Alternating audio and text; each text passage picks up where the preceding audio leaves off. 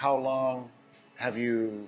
When did you come in? Been a part of this technically just since April, which is only 3 months, with my friend Joe Paul.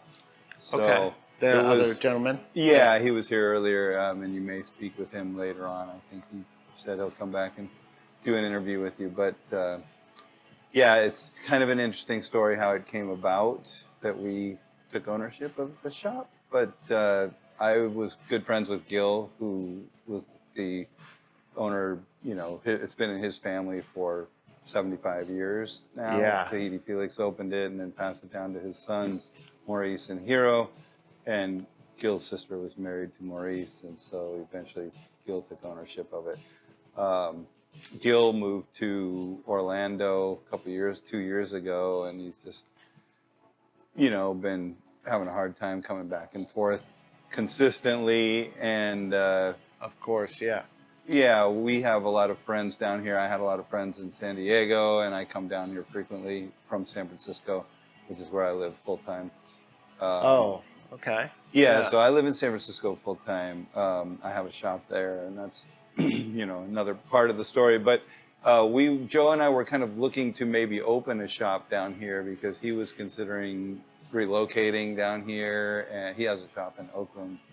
But we were just kind of looking for maybe an area to open a shop. You know, a number of tattooers down here, and in talking to Gil about it, trying to just feel things out and make sure we weren't stepping on toes, it came up that Gil had moved and was considering letting the lease run out and then close it at the end of its lease. So, you know, I didn't want to see that happen, and we kind of worked it out to where we were able to step in, keep it running with these guys' help, everybody that works here, and then Gil stays a part of it with, you know, he still has ownership of all of everything in here, all the artwork, all the flash, all the stations, everything. But so we just kind of came in and took over the, you know, the bills part of it and the finances and the permitting and all that stuff. But Gil still has a big role in creative side and control of, you know, the future of the shop and how it is. So yeah, so it's a good opportunity for us to just kind of come in and help these guys out, be a part of it, and be a part of San Diego tattooing. Yeah. So what made you want to do that? you know, I mean, some backstory is that I have had my shop in San Francisco for 21 years.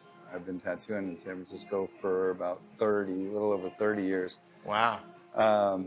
And about 10 years ago, another friend of mine and I had an opportunity to take possession of a shop in Maui. And so we got that one. And I'm not tattooing as much anymore, you know. I'm 55. I've been tattooing 30 years, and I'm not trying to do it every day still.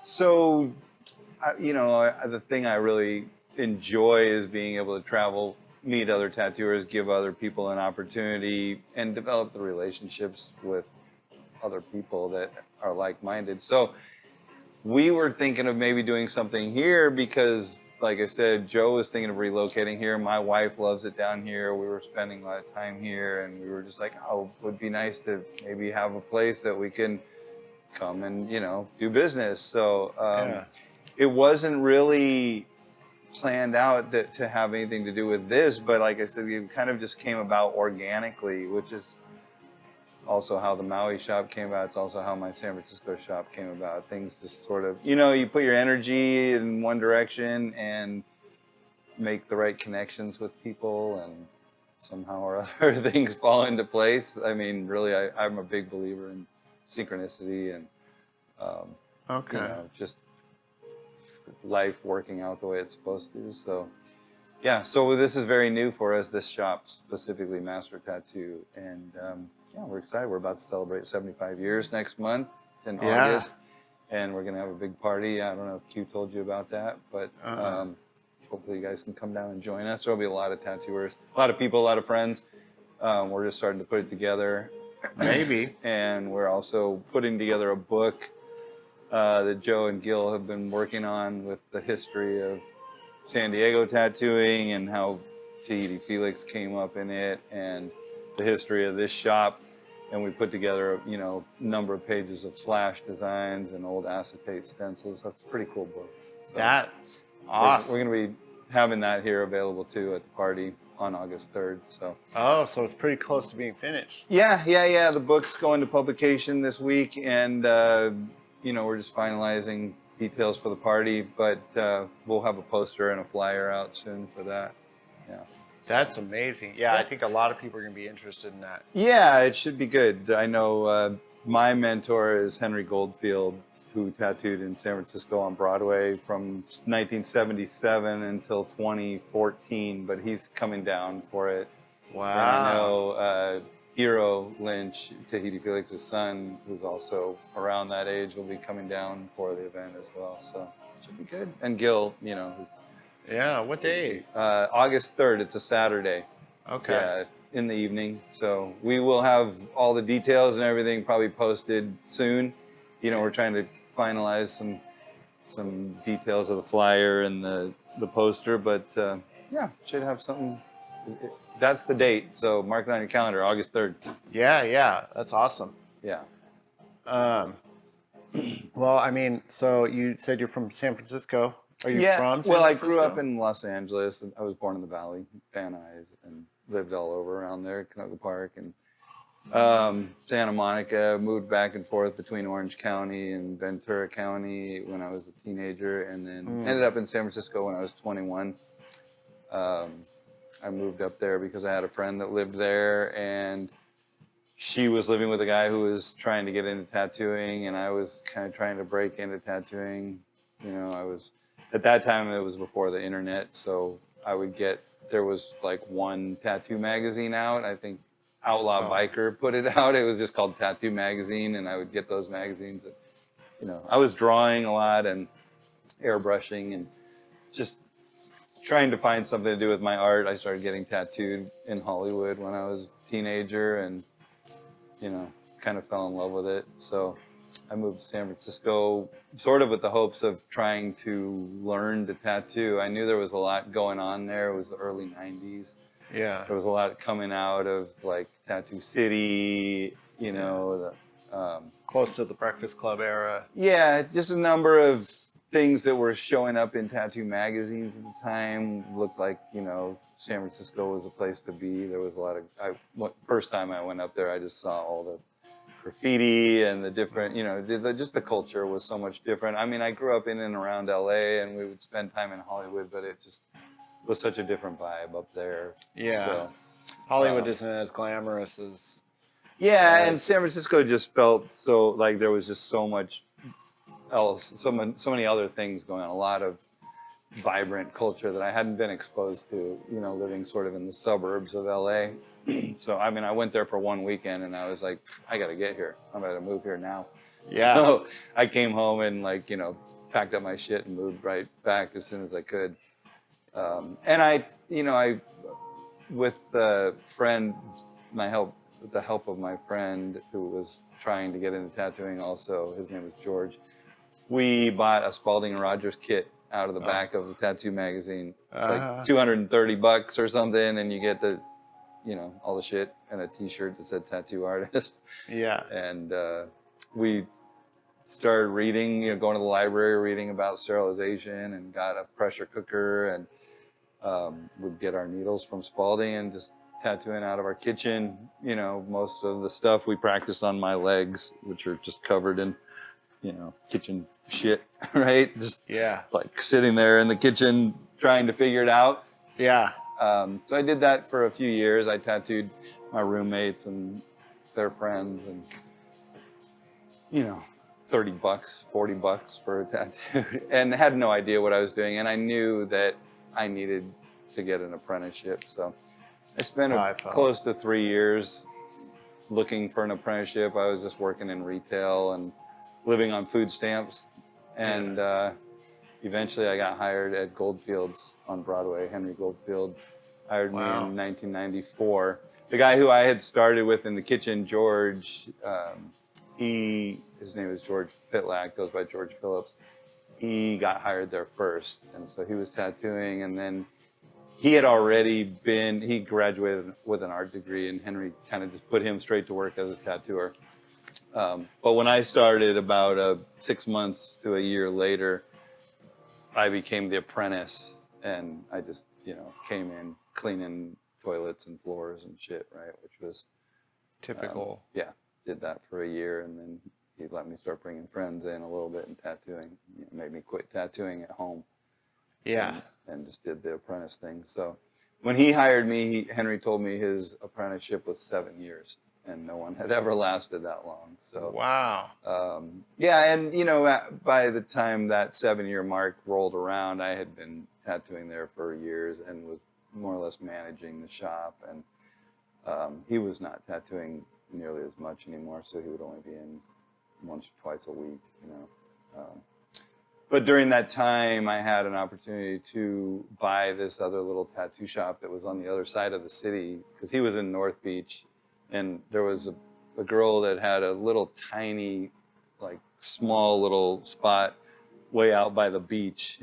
And opportunity came up. She was putting it up for sale, and through a friend, it came to my attention, and I spoke with Henry about it, and he was supportive of it, and he was like, yeah, go for it. And I still wanted to work for him because I was kind of doing a lot of, just the management of the shop. So I started splitting my time up between the two locations. That place was called Pacific Tattoo. Yeah. And I would do like a couple days a week there, and then 4 or 5 days a week at Henry's. And I was married. I got married by that time, started having kids, and sure. Hired a couple of friends of mine that came on and started tattooing for me there. And then it was really a really small residential area. We didn't have any foot traffic. And we would go over to a different neighborhood in San Francisco, Sunset District, and we would have lunch there a lot. And so we kind of had our eye on that neighborhood. Like, this would be a really good spot for a tattoo shop. There wasn't anything over there at the time. And I just started kind of poking around, found a little spot that was like down an alley behind a little burrito shop over there, and worked out a deal. The rent was super cheap. So we built out a shop there, and we called that One-Shot Tattoo, mainly because we were painting with one-shot paint, like painting signs and billboards and, a lot of stuff. And we just kind of liked the name of One-Shot.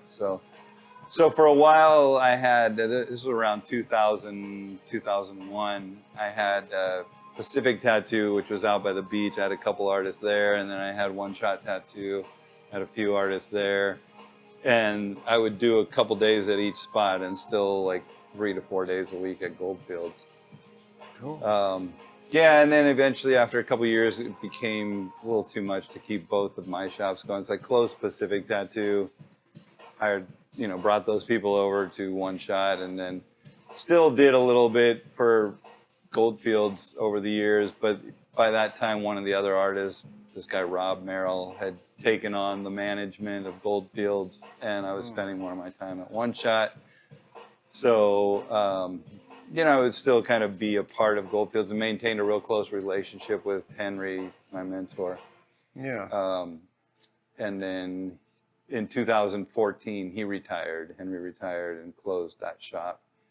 He had kind of hoped that we would keep it going, but we both had a lot of other things going on at the time, and we weren't really, Broadway had slowed down a lot. It wasn't, when I started in the 90s, Broadway was like in its heyday. It was crazy. It was, tons of strip clubs, rock and roll clubs, like Palladium was open, Stone, a number of dance clubs and music venues around there, and the Navy was still in town. Treasure Island was open, which was like the Navy fire training school. Okay. So, when I started tattooing there, when he gave me the green light, I would be like sailors every day. Just show up at the shop, and there'd be tons of sailors hanging out waiting to get tattooed. So we did that for a number of years, but then Treasure Island closed, and the Navy sort of moved out of San Francisco.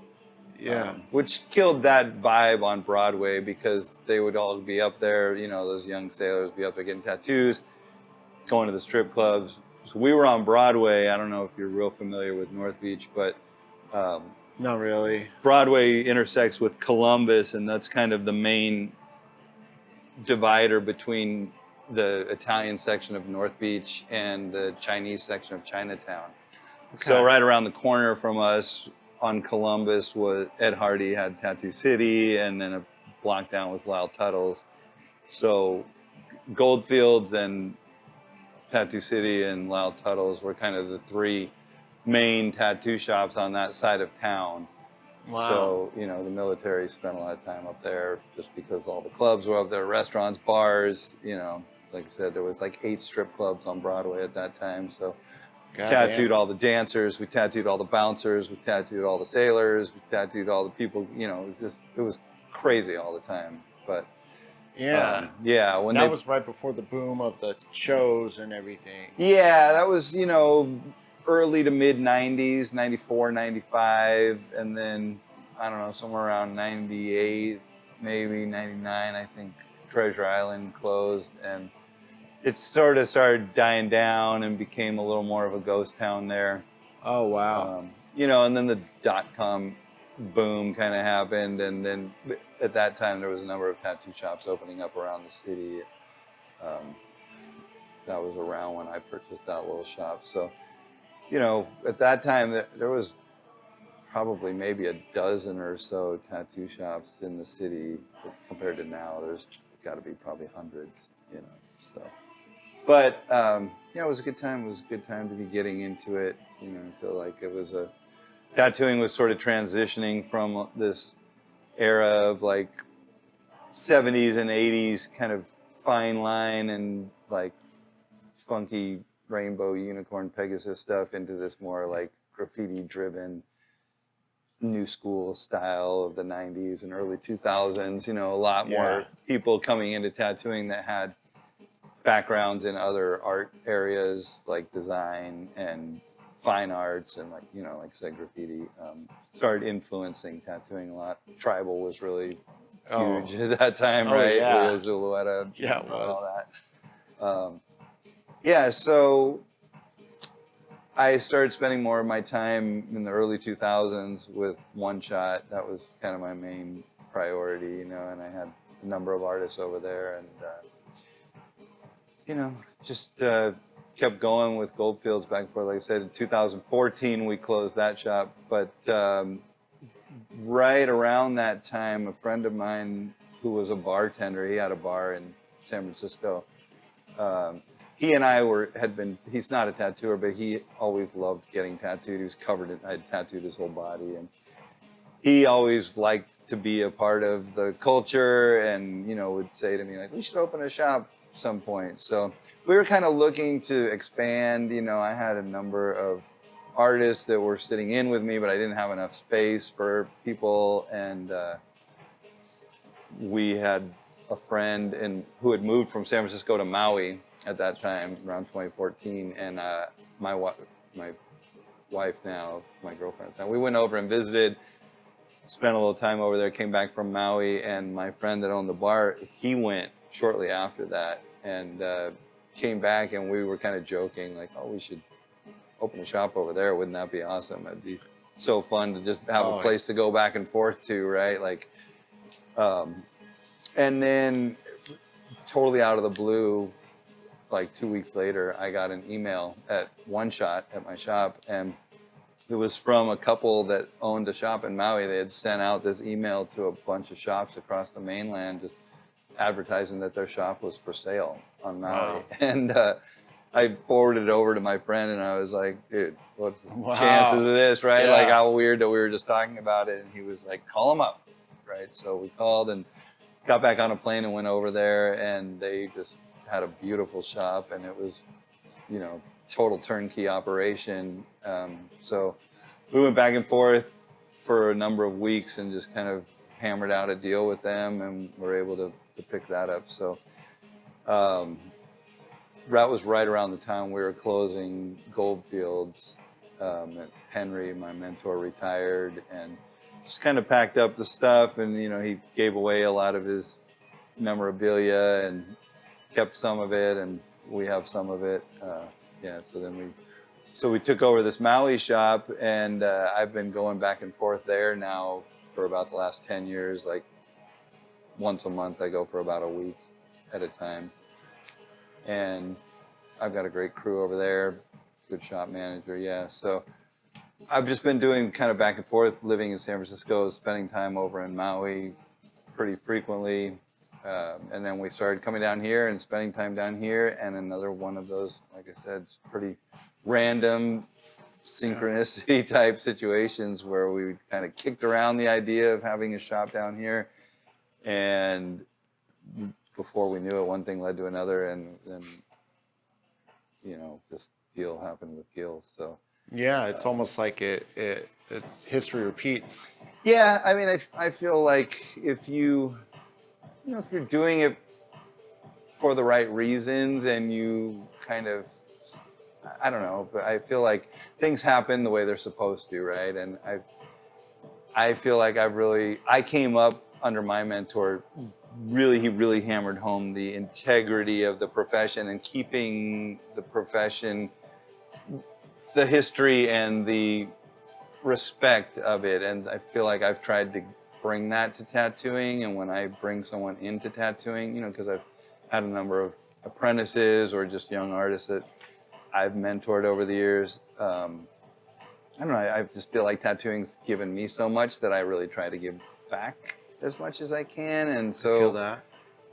I feel like that's part of the reason that I've had longevity and success, because I kind of put my energies in one direction and things start to fall into place. And I really, I try to listen to the signs and pay attention. And if shit starts going sideways, and I quickly realize like maybe this isn't the right deal, and I try and make things work, but if it just isn't working, it's not meant to be, and I'm happy to step away from it. So yeah, with this place, like with Maui shop and like with One Shot in San Francisco, I feel like I kind of just didn't have a plan, didn't really know what it was going to look like or how it was going to take shape, but somehow or other you just sort of put one foot in front of the other, and as long as I don't hit any walls, you know, it just comes together. So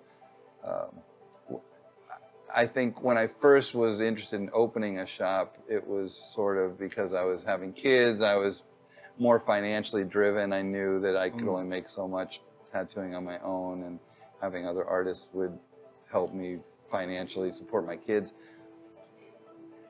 20 years later, 25 years later, it's a lot different for me. You know, I feel like now I really value the relationships that I built and the friendships that I built in this business. And, you know, the money part of it has been okay. It's always a struggle in tattooing. You know, I don't think anybody's really getting rich off of it, but it's been enough to raise my kids and, you know, keep myself and having a good time. But just forming the friendships with people that I have, that people I've known now in the business for 30 years that I'm still super close with, or people that came up under me that are now successful tattooers and have shops of their own, or, you know, just giving people the opportunity or being part of the opportunity to grow it and, you know, make a lifestyle and a living out of it. So, but it's changed quite a bit, you know. absolutely, yeah. And the person I came up under, he was very strict in adhering to tradition and customs. And while I really believe in that a lot, I totally understand and value the fact that change is inevitable, and it's a whole new generation, and tattooing is in a whole different place than it was when I started. And I'm not mad at that at all. A lot of people I know, particularly my age, that have been in it for a long time, they hate it. They hate all these, but you know, it's like all these young people, and it's all about social media, and it's the respect for the history and our forefathers and the things that came before us are being lost. And to a large degree, that's true. But when I got into tattooing 30 years ago, tattooers would flip me off when I came into the shop looking for an apprenticeship and be like, there's way too many tattooers already, right? Yeah. Now there's exponentially thousands and thousands times more tattooers than there was then. And there's no shortage of people getting tattooed, right? So it's never Yeah. gonna be too many tattooers. As long as there's a demand, there will always be a void to fill. So I think with social media, with the internet, with culture changing as fast as it does, it's inevitable that, like music, right? Our parents didn't understand our music, and we, as Yeah. you know, Oh, the totally. age we're at, we don't understand what the kids are listening to. And before our parents, their parents hated what they were listening to, right? You know, Elvis was offensive, right? So Yeah. things change, and what was important were the things we had to know when I came up, like who came up before you, who was your forefathers, and how do you build machines and make needles and make pigments and all those things that we had to learn and had to know. Nobody needs to know or gives a shit about anymore, because all these supply companies exist, and you can order it to your door in 1 hour, you know, and that's okay. It's just how it is. The industry is going to evolve, and there's always going to be people bringing cutting edge ideas and technology and growing it, and you know, the competition just creates better people and better styles and new things that nobody even imagined you could do with tattooing 20 years ago, right? The things that people are doing now nobody was doing that. Nobody had any idea that you could do that stuff. And all the tools like iPads and, you know, cordless machines, and there's just so many things that make it so much easier for people. YouTube, Instagram, all these ways to promote yourself and to learn. Totally. I know so many tattooers that learned off of watching YouTube videos, and they're talented tattooers, right? Yeah. But They have skills. and the people of my generation and prior generations, a lot of people really frown upon that, you know. Yeah, absolutely. Yeah, I hear that a lot from old school guys. Yeah.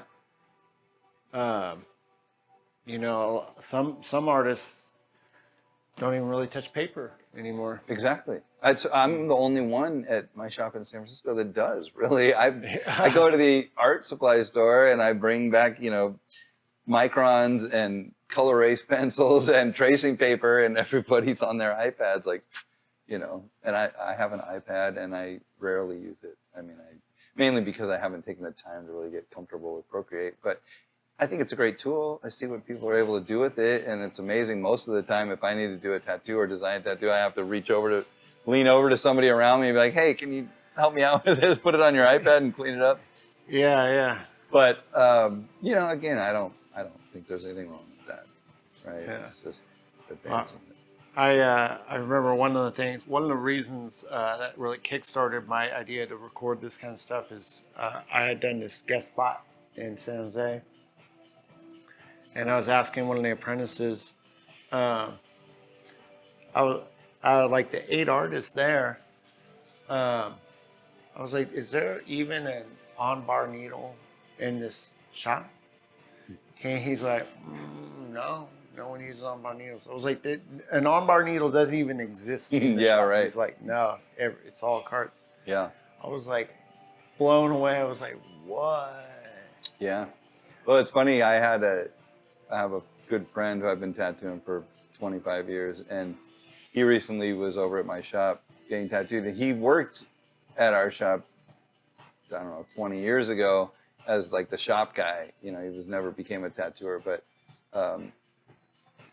he was getting tattooed by me, and he looked around at my crew and he was like, I bet I'm the only one in this room that knows how to make needles. Yeah. And it's kind of true, you know, he's not even a tattooer, but he used to make our needles for us. So, Yeah. but again, those things they're irrelevant to people nowadays, and they'll never need to know it again. And a lot of younger tattooers don't really care about the history or who these guys were. A huge number of people do still. Unfortunately, it's being preserved by people like yourself, you know, the history, the legends, and the people that built the foundation, which I think is hugely important. But I see it time and time again with people that are new tattooers, young tattooers, that they don't really have any interest in it, and it doesn't affect their careers, and they're doing stuff. A lot of tattooers now are doing stuff that I look at and I'm like, this is garbage. You're never going to sell this crap. And they're killing it. They're crushing it because they find an audience through social media or just through their lifestyles in their friends groups. And they, you know, young people have their ear to the street. They know what's hot right now and what's happening. And guys like me in their 40s and 50s, you try to hold on to tradition too hard, you're going the way of the dinosaurs. That's how I feel, yeah. I see it time and time again. I see it with these guys that bitch all day about the young generation, but what are they doing? They're losing clients, and they're gonna, you know, struggle until they fall over dead in the chair. So yeah, there's that business side to it, and then there's that. I mean, Q and I were talking about like the most important person in the tattoo industry in the process of tattooing is the person getting tattooed. 100%. And if that's what they want, you know, there's a market for everybody. Exactly. And you really do. I mean, we're fortunate as tattooers to have the ability to pick and choose what we want to do, as well as the people we want to deal with. If you are willing to forego the money, right? A lot of people are like, this is what I do. I'm not going to even deal with any bullshit. And if you don't like it, too bad. I don't need to tattoo you. But over time, that's what pays your bills, right? Those are the clients are the ones getting tattooed. And unfortunately, a lot of tattooers tattoo and paint and draw and market as if they're marketing to tattooers. Like and that was something my mentor always told me. Why do you care so much what that guy over at that shop thinks of your artwork? He's not paying your bills. He's not getting tattooed by you. Yeah, he might be doing this style, but the shit you're doing to try and impress them is not what's going to sell, right? That's not what comes in the door. What comes in the door is all this little Pinterest jammers and shit nowadays, right? Yeah, there's people getting bodysuits and, you know, Japanese stuff and all these other things. But if you work in a walk-in street shop and you haven't already built a clientele where you can have a private studio and market yourself accordingly, you're going to struggle, you know, because you pigeonhole yourself into this ideal that this is how it's supposed to be. All the while, change is happening. The world goes on, right? Yeah. So, you know, I really do like having new young artists around me that haven't been in the game. I mean, I have a million friends that in the business that I've known for 20, 30 years, and they're all awesome.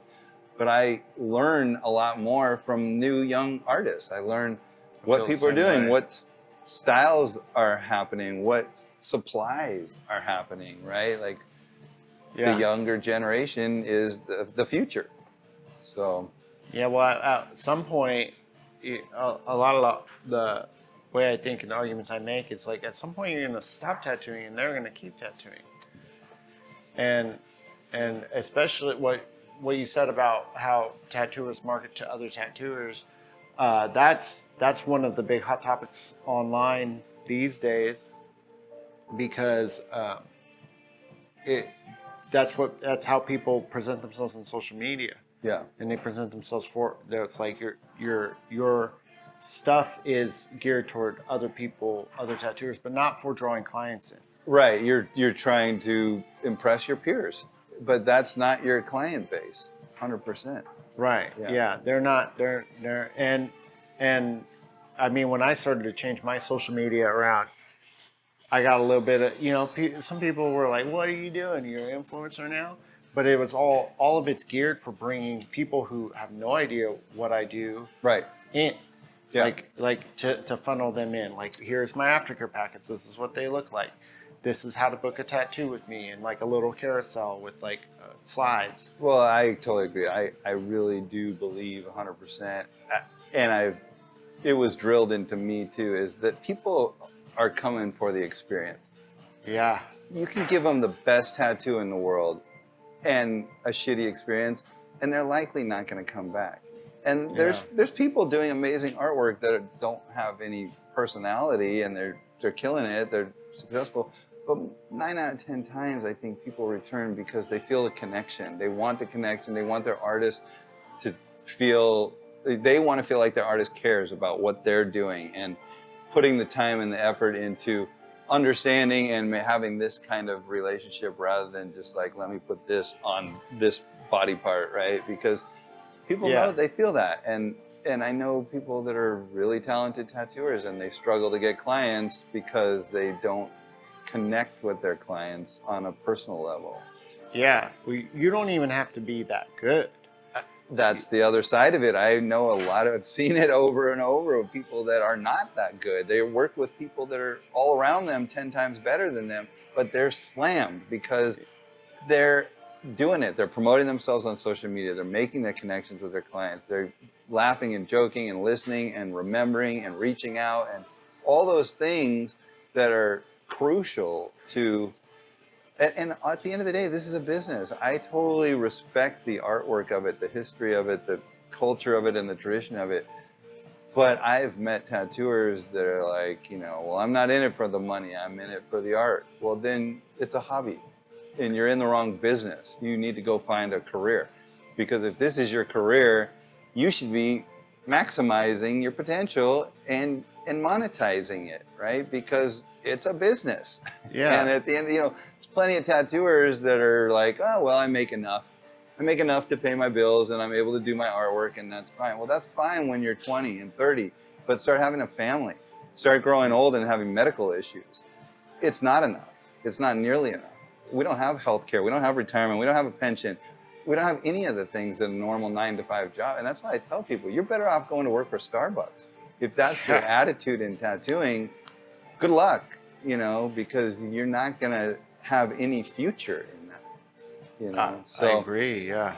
And again, I think there's a fine line. There's kind of this balance you have to try and achieve, especially as a shop owner that, I was always taught, like, if I open the door to somebody and I bring someone else into tattooing, whether I apprentice them or I hire them from another shop or whatever, I have a responsibility as a tattooer and as a professional to ensure that they bring that same level of integrity and respect for the profession that I was instilled with. And knowing that one day they're going to bring someone in, probably multiple people, right? Every one you open the door for opens the door for that many more others. And so I think it is important to teach people about the history a bit and teach them about the integrity and all of that, but more so to just make sure that they are keeping that level of respect for their clients and their coworkers, and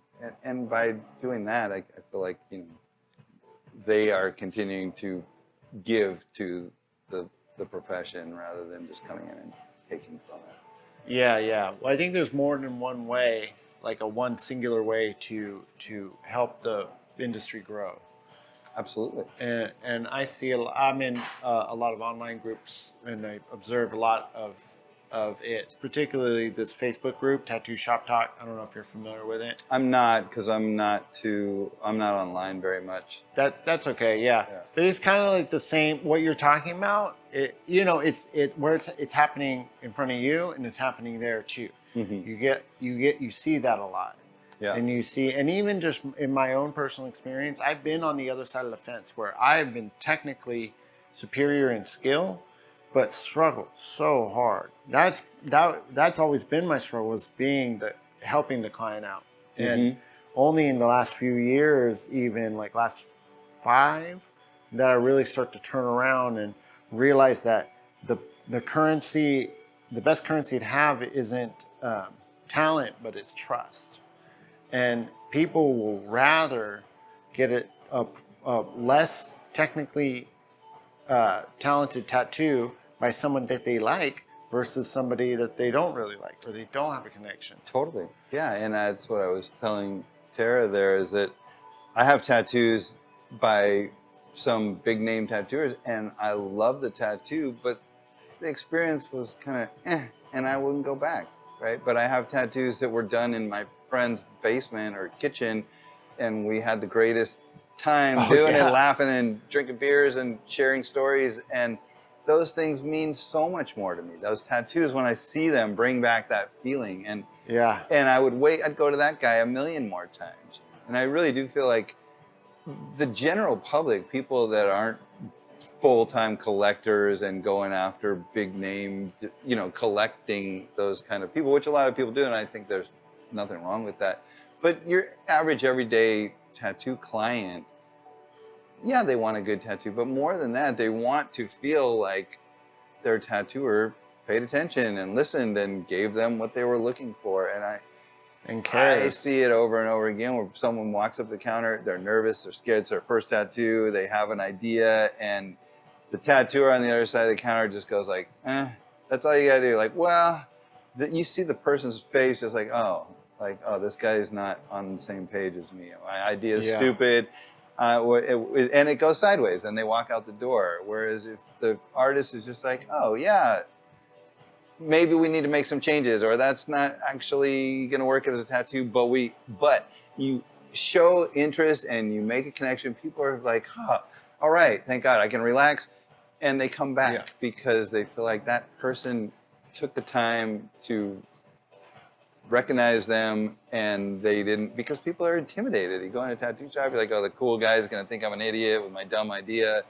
And then when that person shows interest and humility, you're like, oh, your clients are so much, they're grateful for that. And they write it in their Yelp reviews, you know, this was such a friendly environment. The artists were so nice and made me feel comfortable. And the other artists came around and talked to us, and, you know, as opposed to just going in and getting a tattoo that was beautiful, but their experience was shitty. And those people rarely return to that artist. Yeah. That's true. Yeah. And I've certainly I have my share of good reviews. I have my share of bad reviews. Mm-hmm. And I learned the hard way. That's why I know it's so important. And people, when they're coming in, when the client's coming in, they're, especially if they don't have a lot of tattoos, it's vulnerable. It's like as vulnerable as you feel getting critiqued for the first time on your art. Yeah, that feeling. Now, I've been doing this for a while. Sure. And now critiques don't bother me. Right. It's just a critique. But in the beginning, it was like it really kind of gets at you. There's those pangs where it's like, oh, that's not right, and that's not right, and you're like, oh. Mm-hmm. And I just imagine the client, like somebody looking to get tattoos, they're like, oh, I hope they don't think my idea is stupid. Yeah. And that's where that trust comes in, because they need to feel comfortable showing you their idea. And you see it in their personality, in their reaction, in their response to you after the fact. If you give someone I think talent goes a long way, and you should always strive to do your best. And if you have that connection with your person, you're going to try to do your best. I think most tattooers, that's kind of built in anyway as artists. But if they feel like you cared about them and you paid attention to them, they treat you like a rock star, right? That's my guy. Yeah. That's my tattoo guy. And like you see him out in the street or in public, and they're like, oh, this is my tattoo guy. Come here, let me, chefs hook you up, and door guys hook you up, and bartenders hook you up, and everybody's your buddy because you're their tattoo guy, and like you've changed their world by putting this piece of artwork on them that they're going to have forever. Changed their own idea of who they are and how they express themselves, and that's such a personal role to play in someone's life. You're changing their bodies forever. Yeah. And possibly their experience and their perceptions forever. Yeah. Which is why people, like you said, they're vulnerable. They open up so much in their conversation, even if it's their first time with their tattooer. If they feel comfortable and they're interacting with their tattooer, they tell you their darkest secrets and their deepest, things that are going on in their life. A lot of times, we find ourselves like, whoa, that's too much. I wasn't prepared for all that.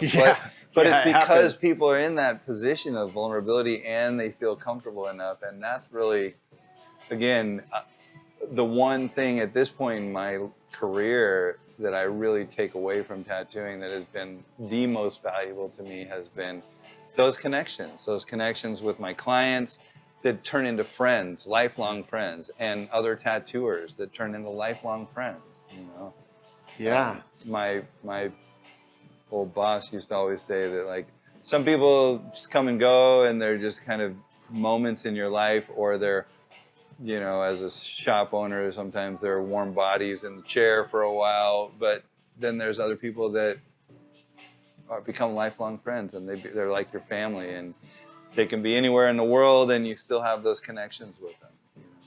You don't see them for 5 or 10 years, but when you do, it's like you're right back where you left off.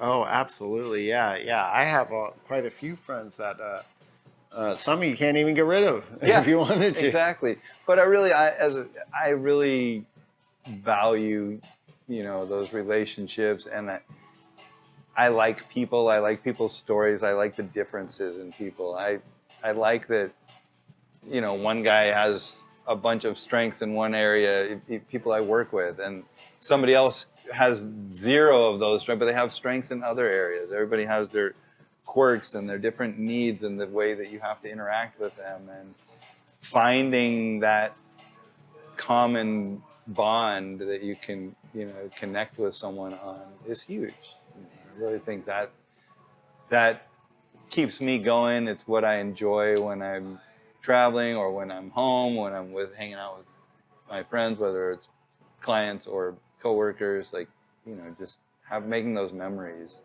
It's invaluable. Yeah, yeah, absolutely. I mean, so I had a list, but we just Sorry, just organically. I get to rambling, but no, I love it. wanna... No, because it just seamlessly goes into each and every one. I mean, right, just boom, boom, boom, boom, boom, boom, boom. It's great. One of the things, I mean, we kind of touched on it. One of the things I like to ask is a little bit of a nebulous question. Could be anything you want, but what is a tattoo? Well, I like to think of them as like milestones of our life. They're markers. Wow. Okay. You can look at any tattoo on your body at any time in your life and remember it takes you exactly back to where you were at your life in that point. I was 23 when I got this. I was dating that girl. I was living in this place. I was working at that place. I remember we were in this city and I had this with me, and it just instantly takes you back to that time in your life. And so, Wow. no matter what it is, anything, even if it's a cover-up or an add-on or something, you're like, oh, I got this part here, but then this guy did this other part, added to it when I was in this city. And so I kind of compare it to like those old trunks that people used to carry around with them, like hobos or like circus people. You go from city to city and they slap a sticker on, and everybody would be like, Spain, Italy, Portugal, whatever, people, travelers, right? It becomes like bumper stickers from your life. It's like you're marking an occasion. Even if you just walk in a shop, drunk, stupid, pick something off the wall, you're doing it to express yourself at that moment, which 10 years from now, maybe that tattoo has 0 relevance to who you are now, but it's absolutely a part of your past. And I'm all about covering up stuff and changing stuff and all that, but sure. But every time, every one of those is like, we're going to stamp this moment in time with this indelible mark. Yeah. So I mean, in a lot of ways, I think of them as just kind of, like I said, they're bumper stickers that you put on you to remind you of a certain time or a certain period. A lot of times it's something else, which is, I think they're cathartic, they're healing, they're therapeutic. People do them in times of grief, in times of celebration. When you lose somebody or something tragic happens, a lot of times getting a tattoo kind of helps you. Getting physical pain helps you sort of settle the emotional pain. I agree. It's kind of like people pay penance or they do self-mutilation or something at times of grief in order to kind of, I guess, take on some of the weight of the emotional pain, and so. I totally agree with that one. I mean, the easiest time for me to get tattoos when I'm pissed off. Yeah. So there's something about that. Mm-hmm. Like I've been pissed off. I haven't even finished out my whole hand. Like it's just holidays. Yeah. Just. Well, and I've done that too at times where I just made horrible choices, and I'm like, I need to fucking just tattoo this out of me. And you do, and it's like that pain is, I'll specifically pick a painful area. Like, Yeah. put that right here on my ankle bone so I remember this, Yeah. and avoid that situation again, because every time you think about it, you're like, right, yeah, that was a bad move. But yeah, I do think just like, marking those times, doing it for celebration, doing it for whatever, just kind of you even if you're just celebrating yourself at that moment in life, you're like, I'm going to do this for me. It's so deeply personal. It's all about how I'm feeling about me in my life at this moment, and so it's something that totally gives you 100% sense of control, self-control. Especially, a lot of people get tattooed when they're in these chaotic periods in their life, because it's something that you can just be like, I'm making this decision right now. This is going to be with me forever, and I'm going to do it, and nobody else has control over this. Yeah. Yeah. So. Yeah, very much.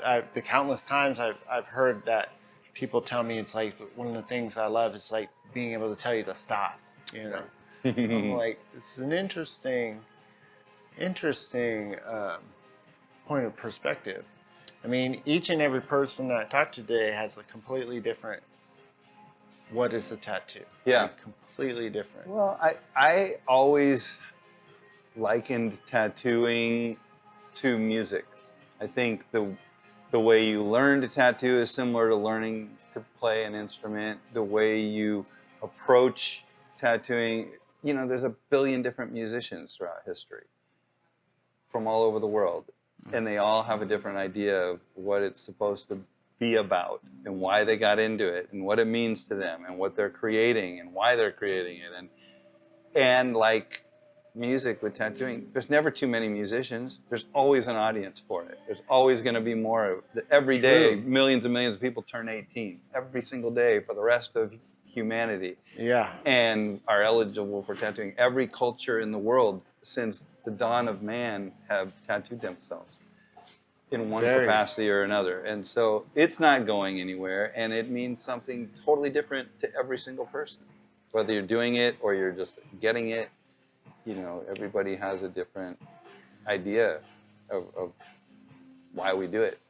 But it's innate. It is absolutely as ingrained in our human psyche as eating and drinking and breathing and procreating. You don't think about it. People mark themselves, always have, always will, and it's just a part of your culture, no matter where you are born or grow up into. Some places it's frowned upon, but only in certain sections of those cultures. Right? Yeah. It just creates a divide. Yeah. Between because there will people who will get it. It just will create more of a divide between the people who are willing to get it. Absolutely, and it's like it's kind of like that Dr. Seuss Starbelly Sneetches. They like one group had put the stars on themselves, and the other group was like, that's disgusting, and then they were like, oh, that's kind of cool. And then they started putting the stars, and then the other ones were like, well, you guys have stars. Now we got to take our stars out. Yeah. It creates a divide depending, I guess, on how you look at it. And I also think tattoos aren't for everybody.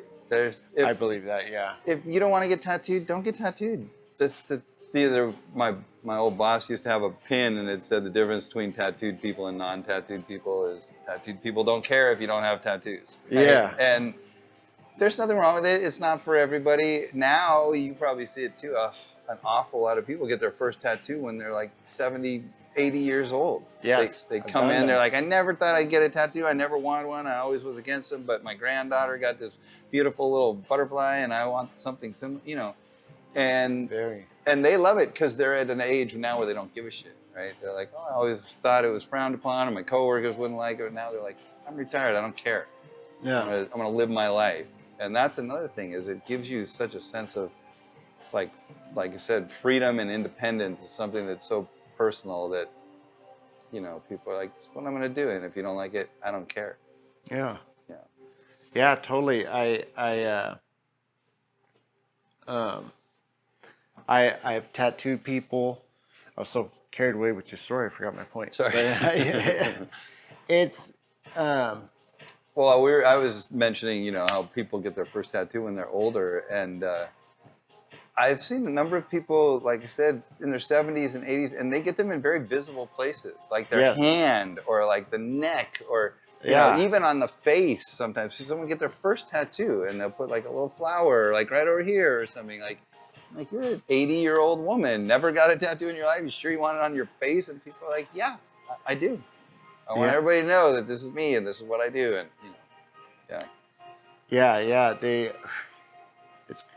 I almost had my point back. But Sorry, I kept listening. Go ahead. No, it is about you. It's not about me. So it's not. Well, I just had a it's point about that- tattooing, man, which, you know. Yeah. But I'm here to hear your perspective anyway. But that's okay. It was just an add on to the point because it's just it is very interesting hearing the wide variety of reasons that people get them. I mean, I was not into tattoos when I was younger, personally, and then there was a switch, just at some point. Yeah. You know, it for me breaking into the industry. I was telling Q that it was the only career path. It was right when the tattoo shows were coming out, and I decided to explore it. Didn't know what I was trying to do.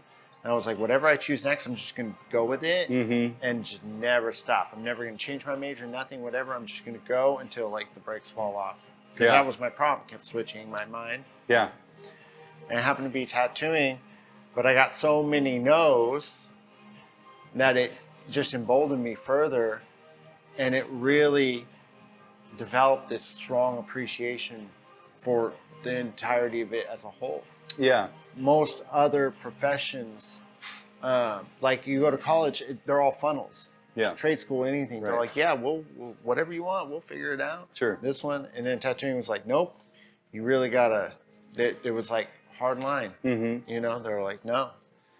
And then, as it challenged me, and then I started getting into the history, or at least what little there was. Back when I was getting into tattooing, there was no tutorials on YouTube. Right. I looked. There was nothing. Breaking down my machines, having no idea what I was doing. I had 2 time machines that I had, and those poor things run through the ringer by my inexperienced hands. Yeah. But you know, started getting obsessed with like the who's and the what's and how they came up, and talking to people, and eventually I got an apprenticeship and went through that, and you know, and my journey is way different than anyone else's. Yeah. So well, and you know, it goes back to what I was saying about it being like music. When I tried to find an apprenticeship, shop after shop was like, get the fuck out of here, right? There's no, well, we don't need more tattooers.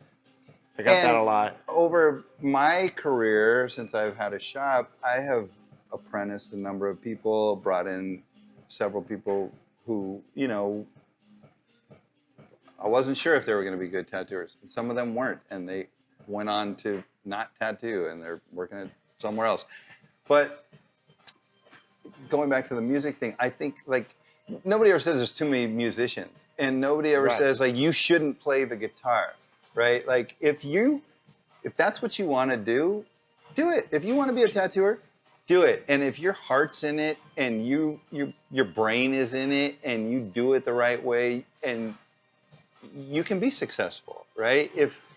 Whether you came up in it or you didn't, if you have respect for your peers and respect for the profession, and you pay attention and you practice, you can get good at anything, right? I mean, they told Michael Jordan that he sucked at basketball and was never going to go pro, right? And you know, but the people that aren't capable of doing it, they shouldn't be in it because they can't figure it out, and they don't have the will like you did to just stick with it and keep going, despite the, you know, amount of people that told them no. Your sheer will propelled you through that and got you to the point where now you can be successful at it.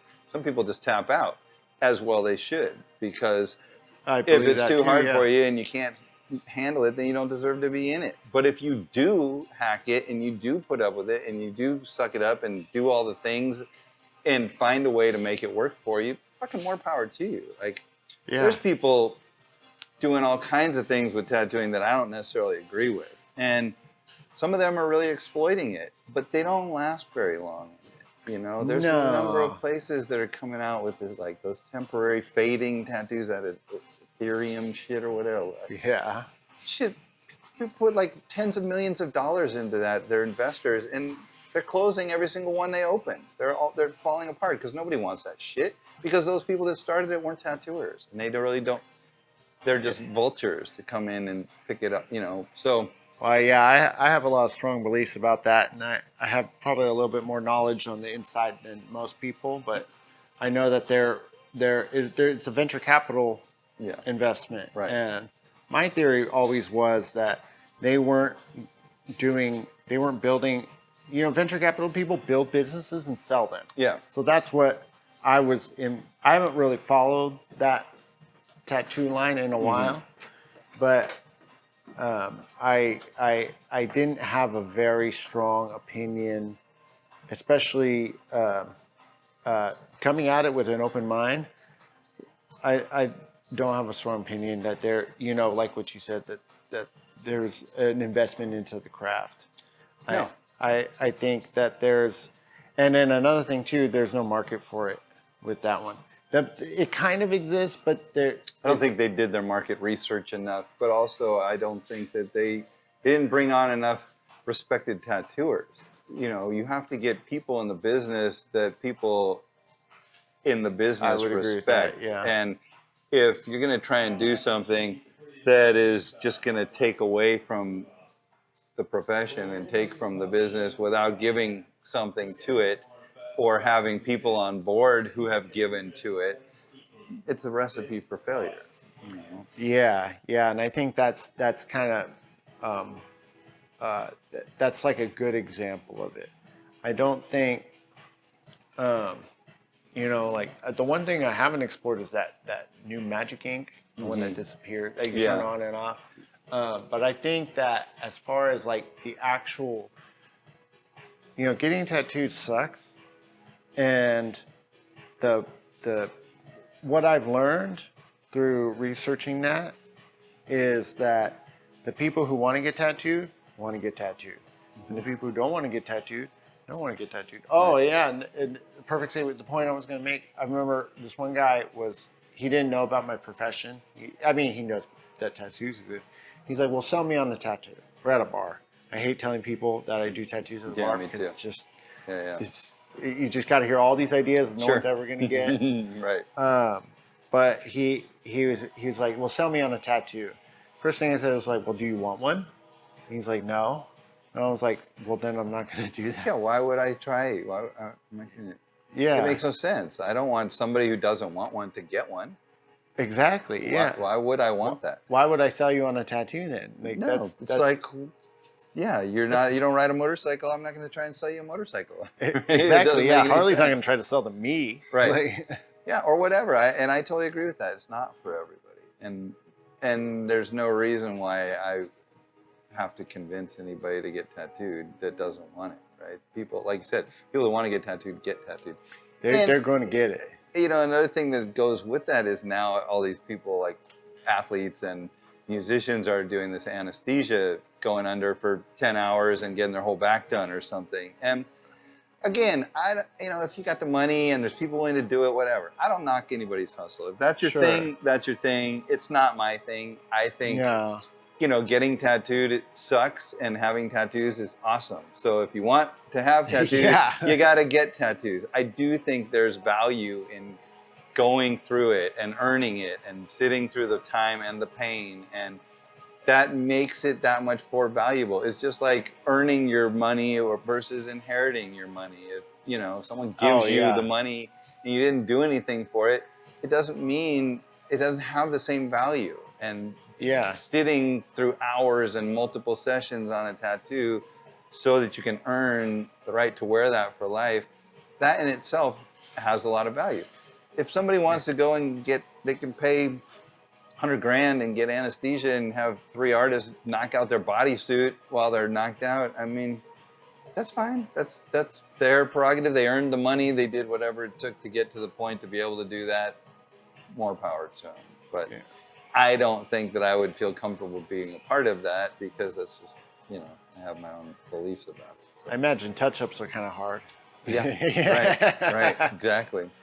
But, you know, again, that's just another example of the way things are changing, and Of course, you know, yeah. it's very likely that tattooers will start getting pushed out by technology. Just you already see people are trying to develop robots that are doing it, and Yeah, or Wi-Fi tattoos. yeah, Like all that across stuff. the And there internet. will always be a market for that too. But going back to our earlier conversation, the connection is a huge part of that, and there's still, I think, always going to be a lot of people that want that personal connection, and Yeah. it has that in itself has value. The experience of getting the tattoo and going and talking to the artist and making all that happen is a big part of it, and people value that. Well, I think too, especially when you're talking about that venture capital company, one of the things that I know is what that confirm it. What I saw from it is that thing about big businesses is scalability, and tattoos are not scalable. From how I understand it, it maybe it's just my smooth brain, but it's just impossibly scalable. Every tattoo is so individually, it needs so much attention. Sure. That you can't McDonald's it. Well, You and can't run it through. exactly, it's not meant to be. But how True. some people do, and there are ways to do that. You know, as a business, right? There's tattoo shops that have 50 artists in them in places. You know, I have a friend in New York that manages a shop that Wow. between two shops they have like 70 artists on their roster, and Jesus. it's giant spaces with multiple shifts of tattooers, and they're busy because they have the reputation and the clientele, and their artists do the work to develop the clientele. And if they have the people for it and they're able to produce the product, that has its place too, you know. And so how do you scale tattooing? Yeah, well, as a tattooer, you can only either increase your prices, increase the size of your pieces, and book yourself out longer, but you can only tattoo so many hours in every day, Yeah. right? And so You can only tattoo one person at a time. I'll see you tomorrow. It's okay, we can delete it. Yeah, I can edit it. Yeah, so you know, I think depending on what you're trying to do with it, there's ways to scale it and still keep the small time personal connection, but only to an extent. You know, like I said. I mean, 100%. Yeah. Yeah. I think. Well, I just didn't see it working. I just didn't see it working the way. Well, and so that's why a lot of tattooers, I think, end up, after you've been tattooing for 20, 30 years, people start getting into supply companies or book production or, you know, selling their artwork, doing things that allow them to make an income aside from just tattooing every day. Yes. You know, because you realize after you've been doing it for so long that you can't do that forever. Your body just doesn't, you know, tattooing's hard on your body, right? Back and neck and arm and hand and all those other issues that we deal with. And your mental too. Absolutely. Like there's there's an emotional and mental toll that it takes on you. Huge.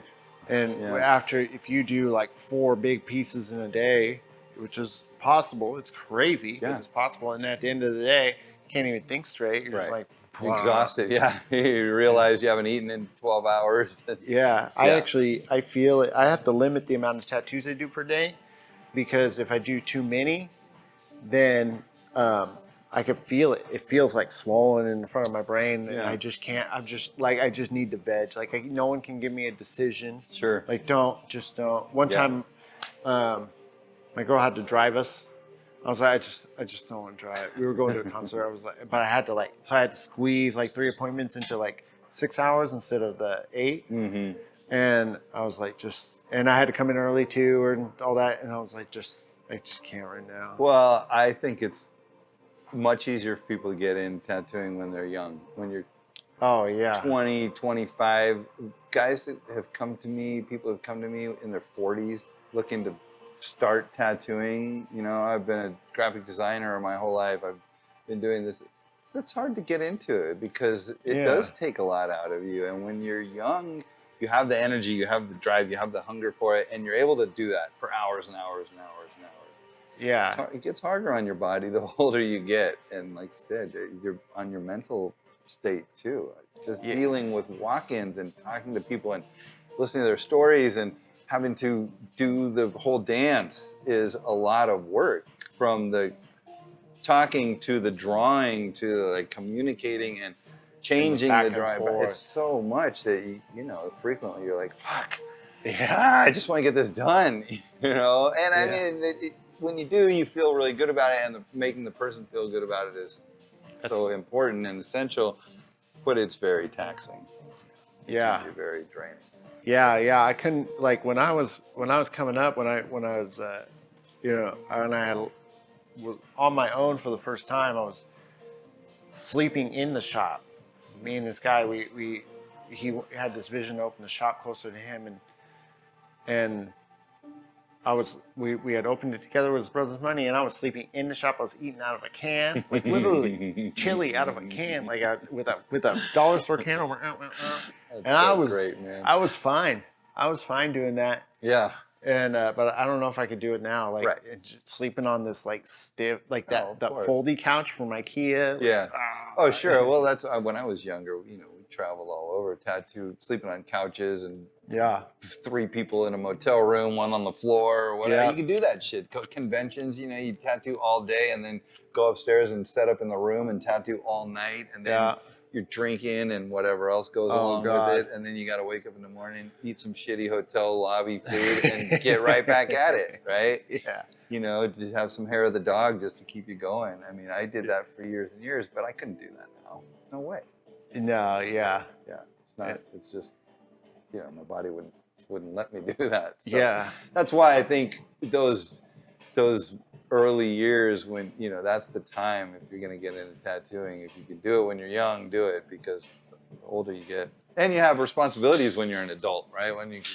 If you start having kids or whatever, family, or, you know, more and more assets, things that just more bills, it gets harder and harder. You know, like you said, I was on food stamps when I started tattooing, and that, thank God for food stamps, because at the beginning I was struggling, you know, for a long time. Yeah. I remember. Yeah, I hate bologna, and I remember someone gave me a bologna sandwich, and I was like, just oh my God, it was like the most beautiful thing I'd ever seen. Yeah, well, that's what makes us appreciate it all that much more now. You know. Yeah. But again, you know, it changes so fast that the times are changing, the culture's changing, the industry's changing, and if you want to stay relevant, you know, I think surrounding yourself by other people that are doing it and paying attention to it, that's a huge thing. Yeah. Well, I guess that actually brings me to my next one. I guess what are there any people that, I mean, you've been in the game for a while, so maybe less relevant for people you follow, but are there people that, major players that you like to follow, or who are your idols?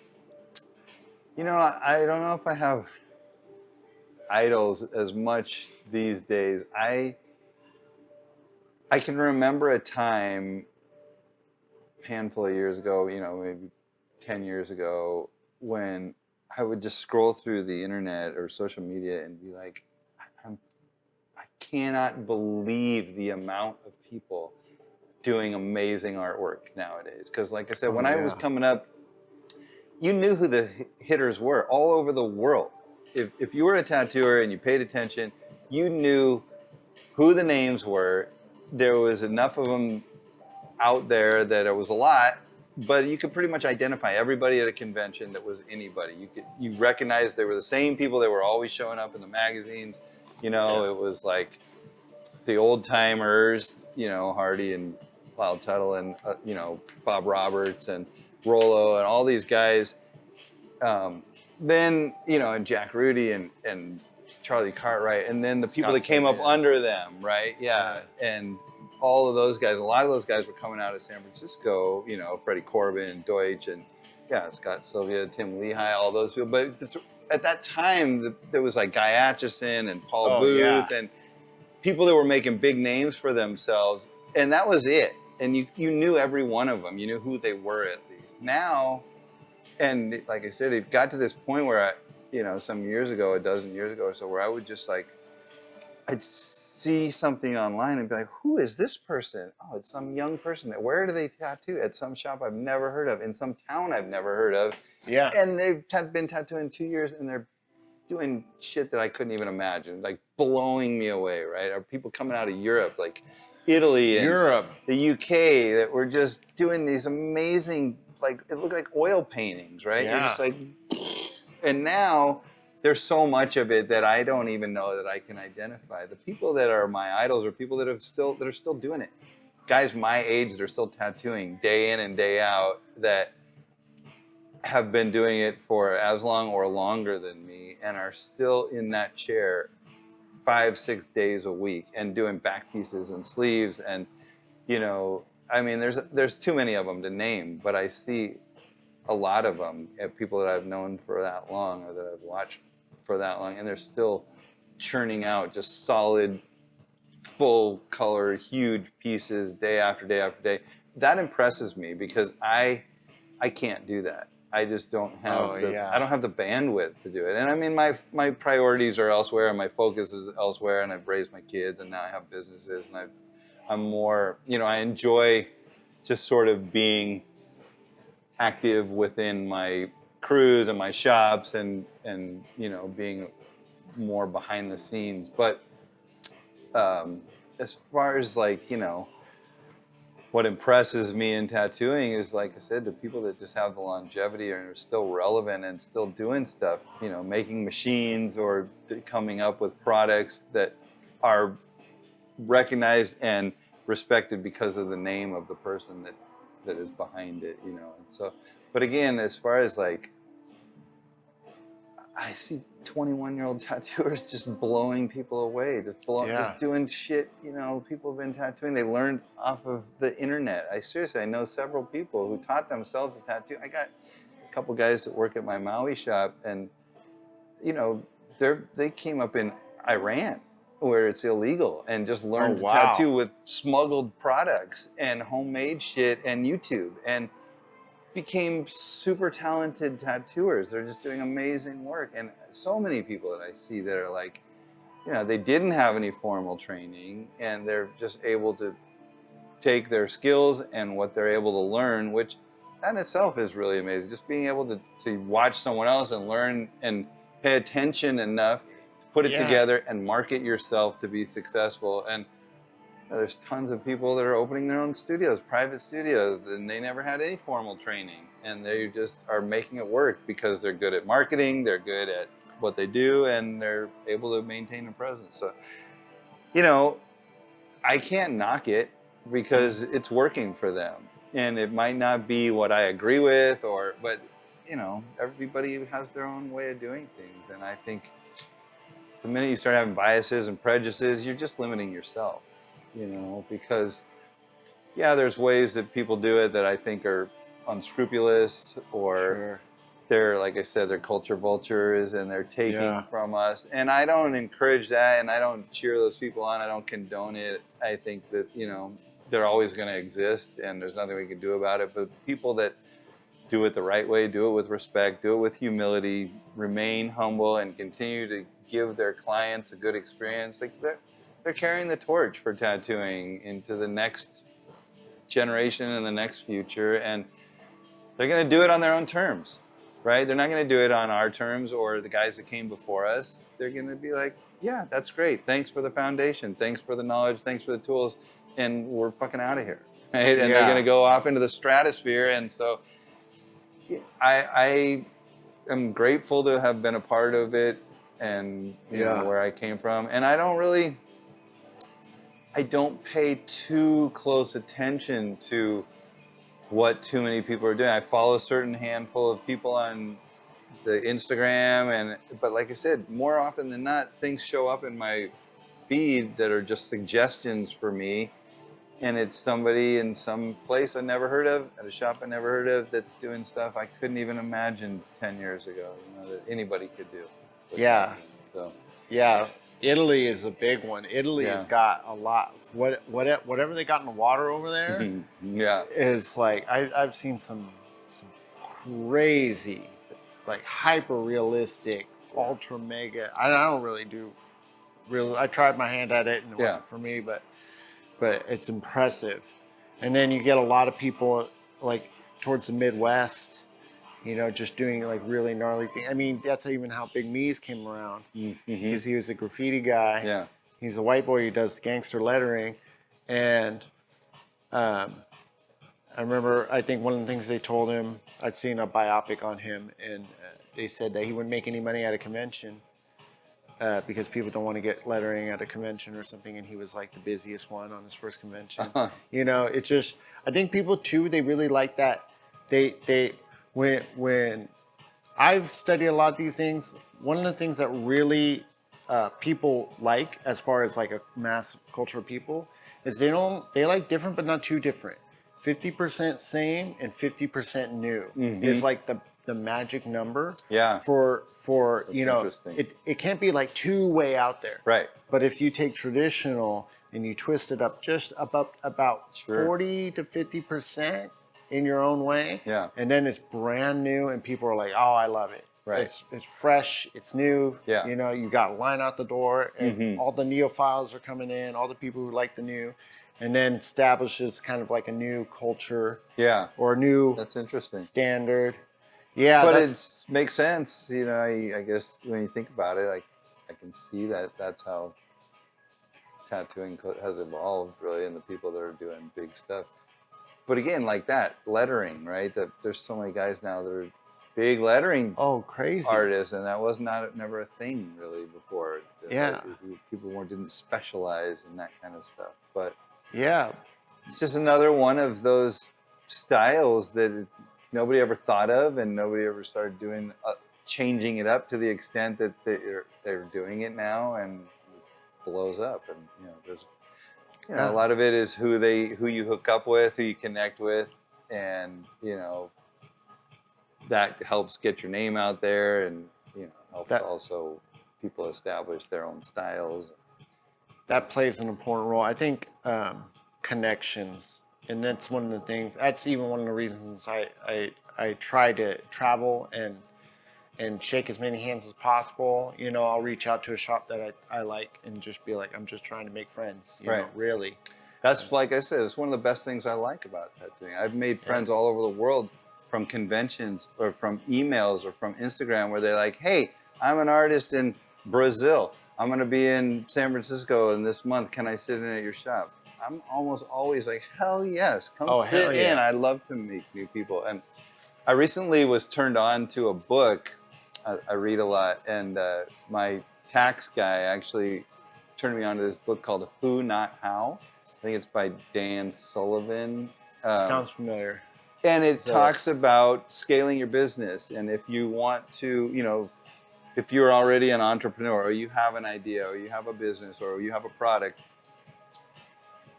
more often than not, the person at the helm wants to grow this company or whatever it is, and they're always we tend to focus on, like, how am I going to do this? What is it going to take? What do I need? How do I do? And we want to be in control, because we know we can do it. I know that I'm the guy. If I need someone to do this, I can do it. But if you stop trying to figure out the how and you look for the who, if I get somebody that has a little more experience than I do in this, and we can work together, and I can bring them in, or maybe they don't even have experience in it, but they have a fresh look at it. That's, again, goes back to why I like new, younger artists, because they have an outlook that I never even considered. They have ideas.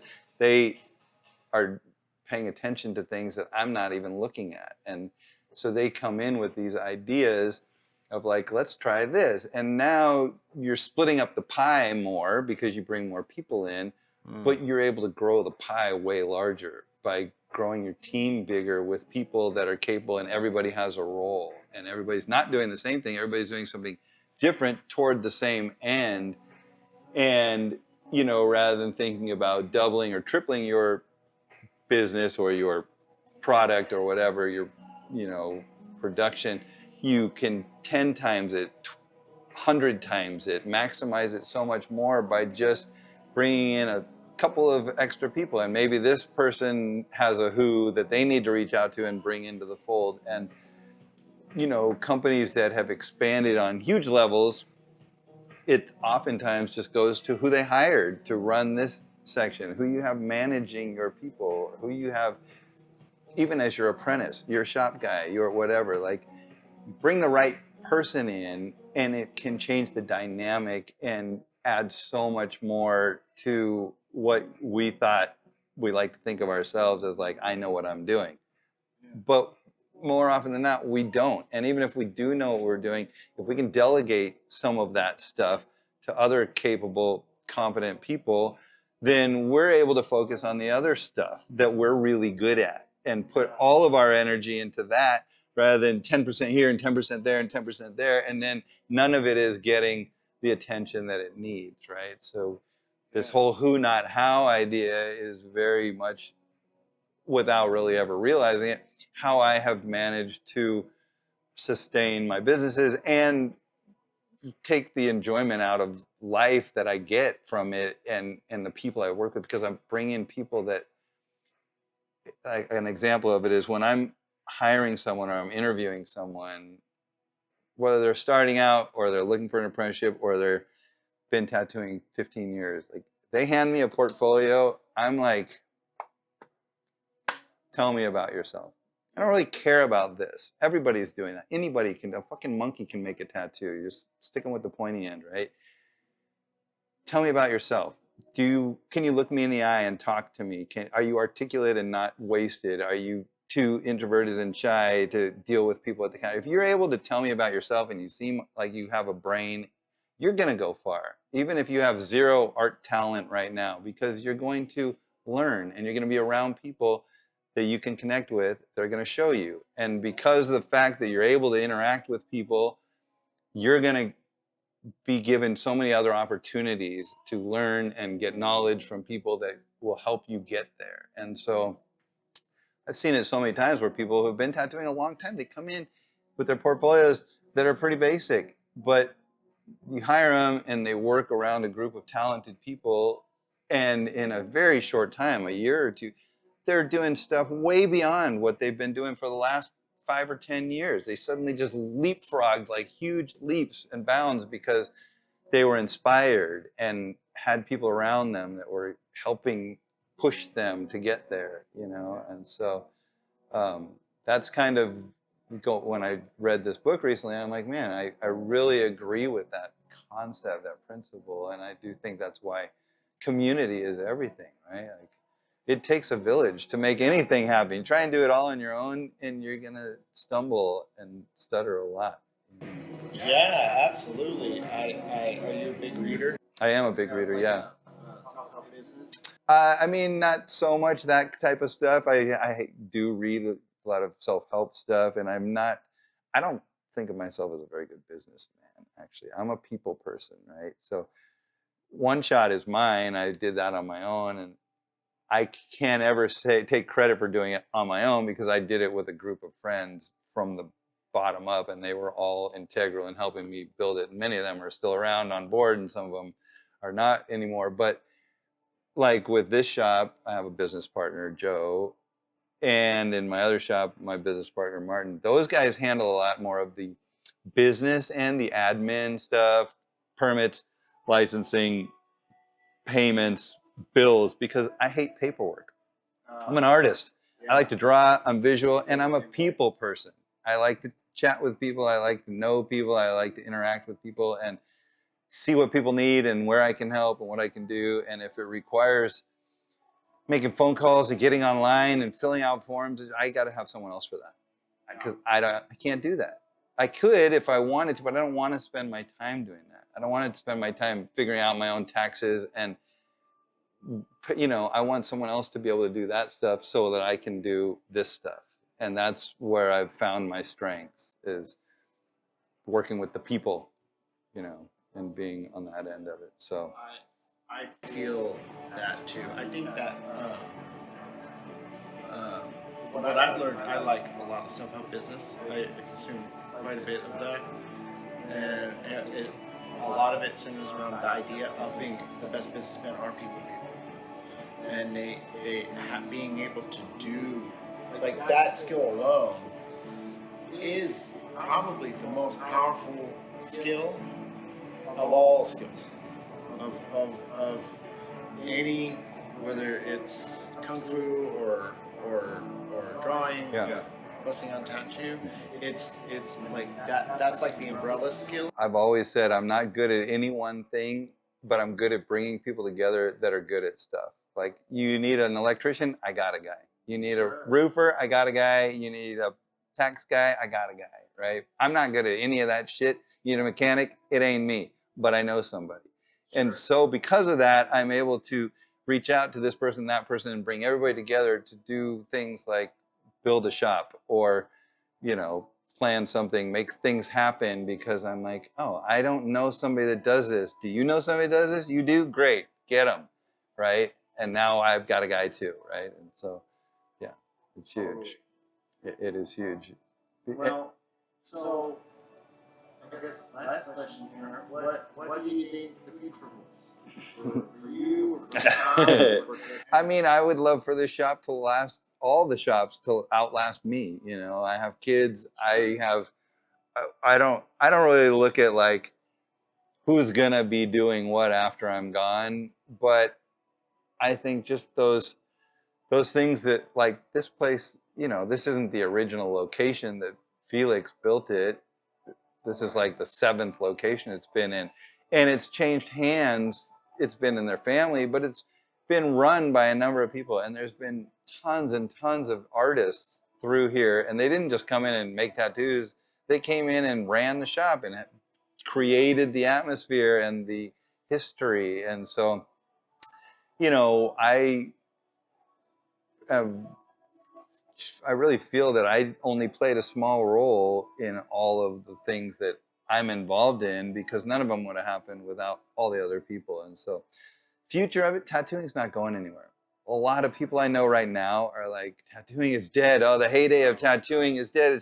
It's gone into the Tapocalypse. Fuck Tapocalypse, dude. If you can't figure out how to fucking make it, then fucking go get on out and do something else, right? Your time has come and went, and that's fine.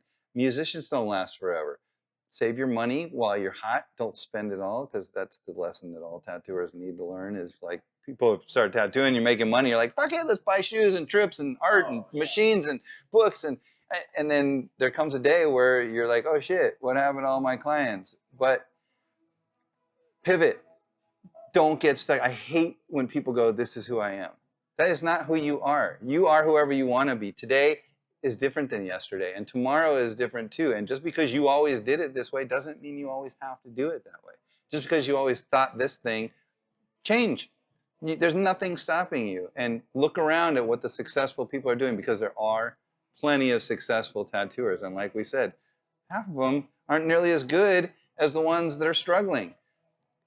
Yeah. So the future, I think, is right here. These are the good old days, right now. That's what my boss always said, and that's something that he got from Greg Irons. Greg Irons always said, is these are the good old days. Like, I think that we're making history right now, and tomorrow someone else is going to make history, and tattooing is going to continue to thrive, and it's just going to change and become something that we can't even foresee. I couldn't foresee the styles people are doing nowadays 10 years ago.